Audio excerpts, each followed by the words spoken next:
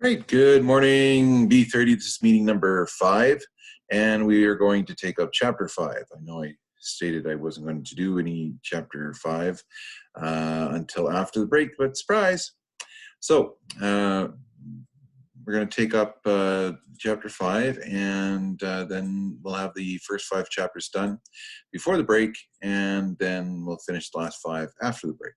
So reminder, Easter starts tomorrow with Good Friday, and it goes till April 19th. So no communications during the break. So just rest up, or if you want to use the Easter break to get ahead and get this novel done and submitted, then you can move on to deadline 4 if you prefer. It all comes down to time management and how you're going to utilize your time during this unique experience. So let's get started here. I'm going to, how do I do this here? I need to share the screen first. There we go. Okay. So, chapter 4, we talked about freedom and then, how far are you willing to go to be free? Is the definition of freedom the same for everyone? Well, in chapter 5, we find out that loyalties are going to be questioned.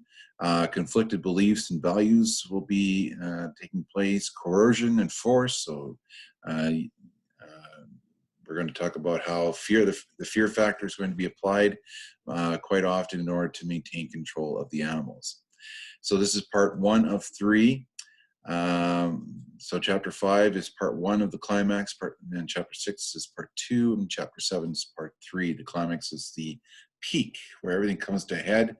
And if you remember the diagram of the pyramid, we're at the top of the pyramid now.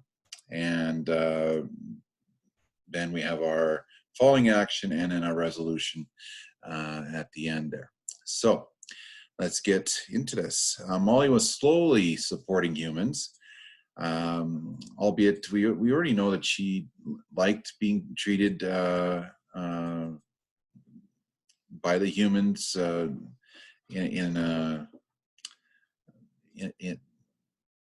in the way they give her ribbons and sugar and things like that. She liked that treatment, and so she didn't want to give that up.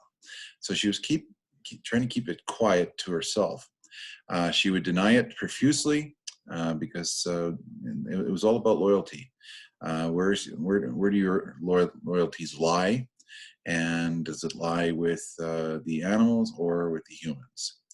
And so Molly disappeared 3 days later because obviously it was getting too much, and she didn't want to have anything, lose any other connection to humanity if she stayed on the farm. So she left. And when she left, that was the end of Molly. So we don't hear about Molly ever again. It was reported that she was on another farm. And it was decided the pigs would make all the decisions of the farm policy, although it had to be ratified by a majority vote. So the vote, that's the democratic approach, but on the surface there's a hidden agenda, of course. Hitler did this, as did Stalin in the beginning. So they came in democratically, but then made their changes that led to fascism or communism. Snowball and Napoleon made the arrangement intolerable, as they would countermand each other with every opportunity they had.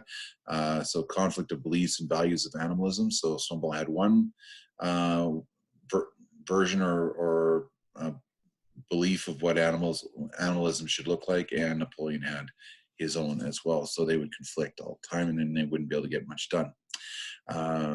We see that even in our own democratic society, where we have the various different parties debating, but sometimes nothing gets done because there's nothing being really debated. It's more finger pointing than anything. Napoleon was silently canvassing support for him. He started with the sheep that would continuously drown out Snowball's speeches with 4 legs good, 2 legs bad. So that's your coercion. So they would 4 legs good, 2 legs bad. Okay, so imagine hearing that over and over and over again, and you're trying to get a point across. Okay, so that's very frustrating, and of course it can prevent the other animals from choosing the side that they really want to choose. And the next slide, there we go. Snowball talked of many improvements for the farm, as Napoleon did not, except for the building of the windmill. That was his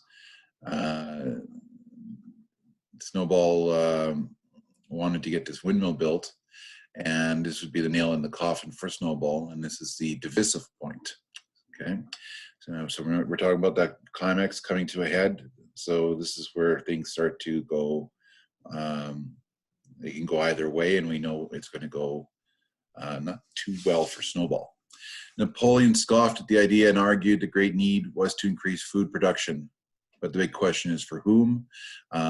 Is it for everyone or just the pigs? Now, we already know who that, the milk and the apples were for. So where do you think the food, the rest of the food on the farm that's being produced and manufactured, where's that going to go? So the pigs, okay? Hint, hint. The animals were divided and factions were created.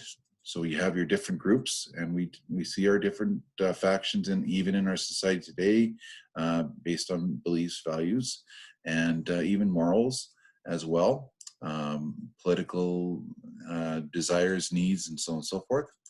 Napoleon wanted the animals to arm themselves or else be conquered. So there's that fear factor being applied as well. Let's use military force in order to strengthen our resolve, and then nobody can harm us in the future. 9 dogs came rushing in after Napoleon called for them, and if you read very carefully, when Napoleon saw that he was losing the debate, he squealed and all the dogs come rushing in. So keep that in mind as well. They chased Snowball right off the farm, and that's the last we hear about Snowball. But in the physical sense, Napoleon's going to use that, his name and the idea of Snowball as a maneuver for control. So keep that in mind. This is reference to the exile of Trotsky, bringing Stalin to power in Soviet Russia. So if you remember your History 20, please check that out for a rehash of those events, so you can see the correlation between Animal Farm and what was happening in Soviet Russia at the time of the post-revolution. So let's move on to our final slide. There we go. The dogs protected Napoleon, and the animals were now silent and terrified. So coup d'etat, internal revolution, political upheaval, forcing the population to become conquered, as Napoleon implied earlier, but making them think that the change was better for them without people questioning things. Napoleon has total dominance over the population. Wide use of propaganda takes place, and the fear factoring increases as well. Fear promotes silence equals propaganda kills dissenters. So if you continue to invoke fear on others, people are going to be silent. They find it safer, or they believe it's safer to be silent instead of speaking up. And that's where we need to conquer our fears, so it doesn't conquer us. So that's where we need to speak up and stand up for who we are and what our values and beliefs are. The propaganda, we see propaganda used in many different ways, and it shuts down the dissenters, so the ones who are complaining or that are conflicting with the status quo in this society. And so they can use propaganda to share half-truths, and we only get half the story. or part of the story. So be sure that when you see propaganda or advertisements, stuff like that, question it. Find out the validation, find out other sources before you make a final decision on which side you're going to support. Media changes takes place while maintaining the more patriotic aspects of the gatherings. Twisting of facts of the Battle of the Cowshed is implemented to persuade the less educated, guarantee instant support by doing so. We've seen dictators change history quite often to support their role, even though they may have not had a role in the changing of events and so on and so forth. But if you're uneducated, you're not questioning, you're not learning, being aware of what's going on, you are going to say, take it as it is. Oh yeah, that's right. Whatever he says is true. So that's why validation is very important. Find a source that validates what you know, what actually took place in those events, and find your corresponding supporting material so that you have a more well-rounded approach to any papers you do, any discussions you have, things like that. Maxim number 4 is Boxer says Napoleon is always right. Well, if you look at Boxer, he only knows A, B, C, D, I believe is what the novel states when learning the alphabet. So if you look at what he's capable of, he's a strong animal. He does a lot of hard work, pretty much keeps the farm going.